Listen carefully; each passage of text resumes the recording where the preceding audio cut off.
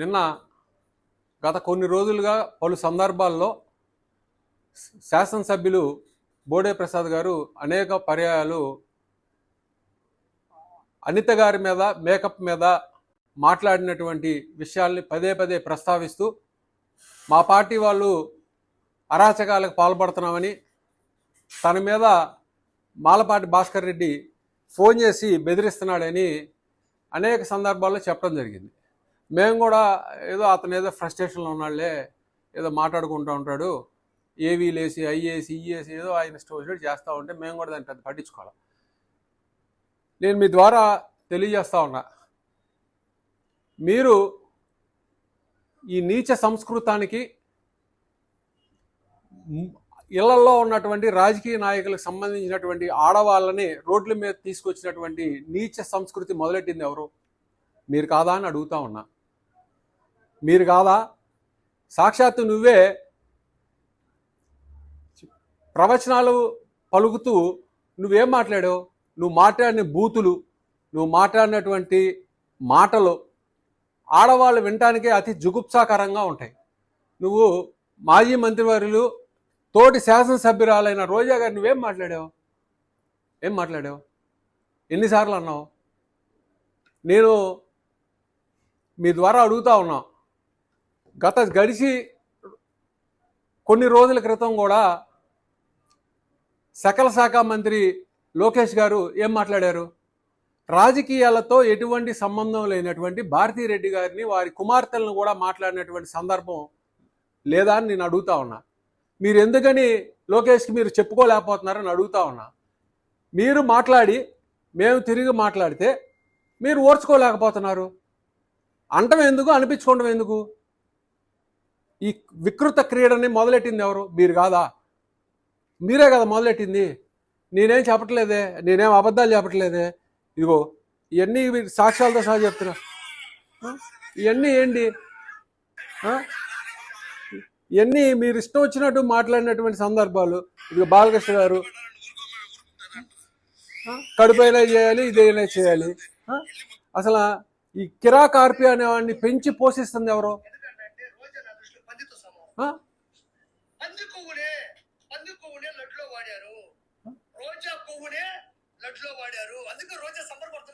ఇవన్నీ మీకు అనిపించలేదా?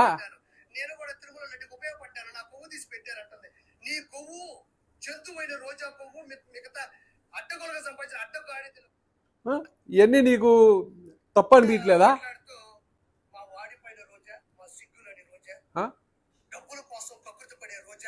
ఏమిటి మాటలు మీరు మాట్లాడతారు? ఈ బూతులు ఏంటి? ఈ సాక్షాత్తు ఎమ్మెల్యే, ఈవిడేం మాట్లాడుతుంది?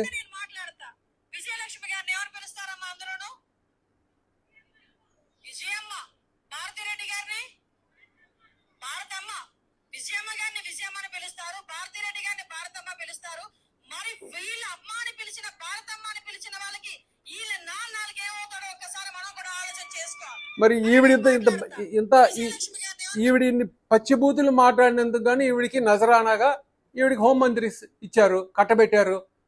మళ్ళా పైపెచ్చు ఆవిడ మేకప్ గురించి చూడు. బండారు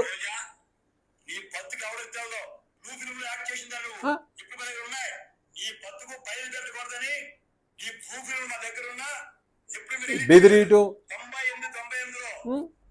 ఇవన్నీ మాట్లాడింది సాక్షాత్తు కేంద్ర మంత్రి గారు అల్లుడు. ఈయన మాజీ మంత్రి వర్యులు.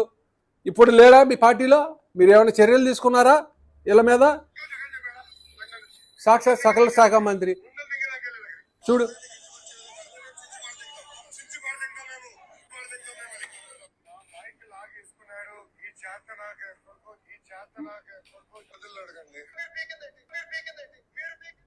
ఇప్పుడు ఇతనికి ఏ సంబంధం? ఇదిగో నిన్న లేటెస్ట్ గా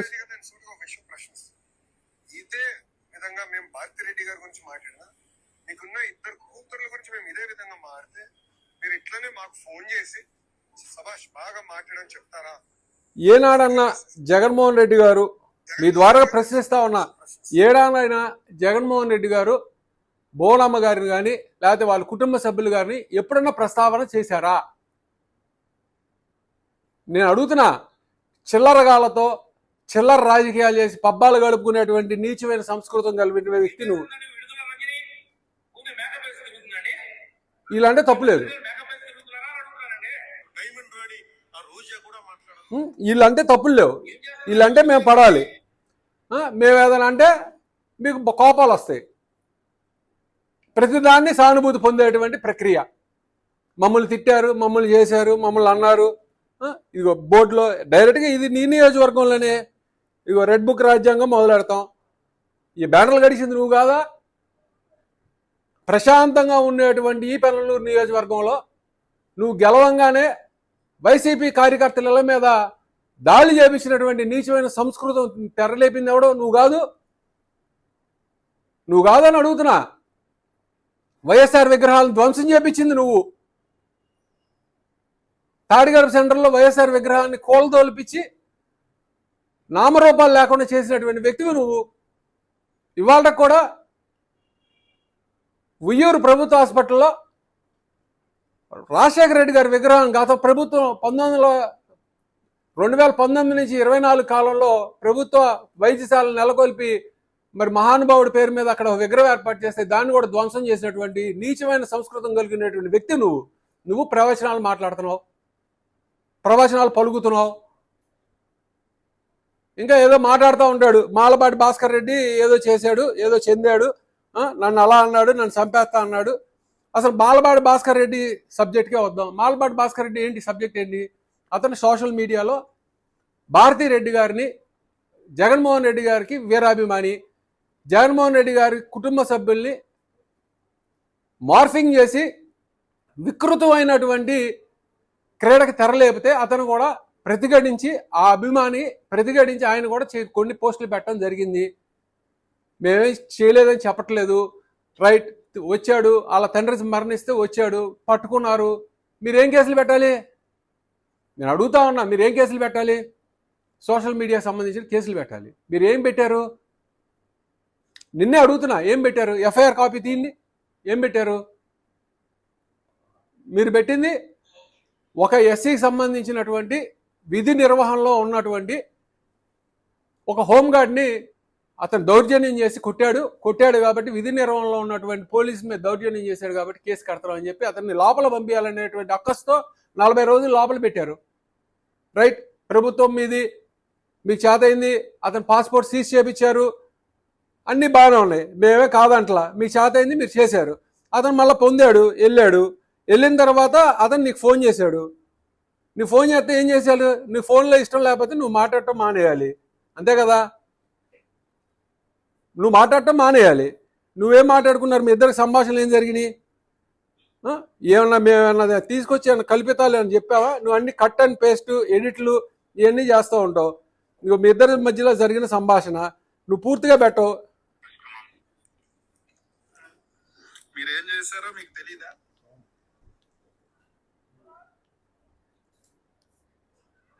నాకు తెలుసు, కానీ చేసింది కాకుండా ఇంకోటి ఏదో పెట్టించారు. సర్లేండి, రాజకీయాలు అనేవి ఎలా ఉంటాయి అనేది టైం ఎప్పుడు ఒకరికే ఉండదు, ఓకేనా? మీరు కూడా ఒక ఎమ్మెల్యే అయినంత మాత్రానో, లేకపోతే ఇసుక దందానో, లేకపోతే స్థలాలు, ఇవన్నీ రాజకీయంగా మాట్లాడుకోవాలి.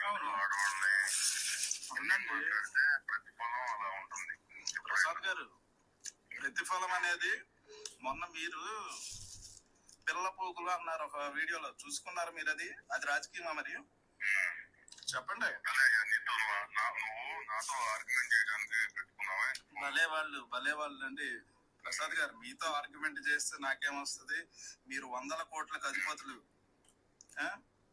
మిమ్మల్ని ఏమన్నా నేను చూడలేదా చోడవరంలో? అలా కాదు, చోడవరంలో ఎంత ఇసుక తోలుతుంది, లేకపోతే ఎన్ని స్థలాలు, కూరగాయలు అనేది, రైతు బజార్, ఇవన్నీ చూడలేదా? ఎక్కడ వింటే ఎవరైనా బయట అనుకుంటే, మీరు వింటే చాలా బాగుంటది.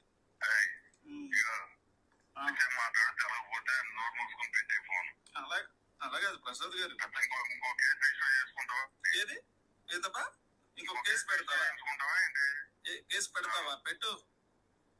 నువ్వు ఒకటి చెప్తున్నాను చూడు, నీ దొడ్లో పనిచేసిన పనివాడు అనుకున్నావా? నీకు చూపిస్తా చూడు ఫ్యూచర్ లో.